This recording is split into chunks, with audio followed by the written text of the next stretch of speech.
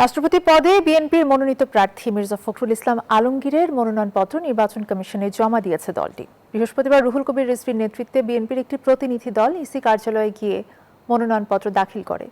দলীয়ভাবে তার প্রার্থিতা চূড়ান্ত করার পরেই মনোনয়নপত্র জমা দেওয়া হয়। প্রতিনিধি দলে রয়েছেন বিএনপির স্থায়ী কমিটির সদস্য গয়েশ্বর চন্দ্র রায়, মঈন খান ও শহীদ উদ্দিন চৌধুরী আনি। জমা শেষে গণমাধ্যমে নেতারা জানান, শুধু নিয়ম রক্ষায় নয়, সংবিধান ও আরপিওর আলোকে রাষ্ট্রপতি নির্বাচন হচ্ছে। সচিবালয়ের সিনিয়র নেতাদের সাথে আলোচনা করে এই সিদ্ধান্ত দেন প্রধানমন্ত্রী। বিএনপি এবং আমাদের দলীয় জোট থেকে মনোনীত হয়েছেন মির্জা ফখরুল ইসলাম আলমগীর, তিনি মনোনীত হয়েছেন এবং তাকে আমরা রাষ্ট্রপতি হিসেবে ইনশাআল্লাহ আগামী 20 তারিখে নির্বাচিত করতে চাই। এটা কোনো মতে নিয়ম রক্ষার নির্বাচন না, এটা সংবিধান এবং আরপিও সমন্বয়ে যেটা হওয়া উচিত সেটি হচ্ছে।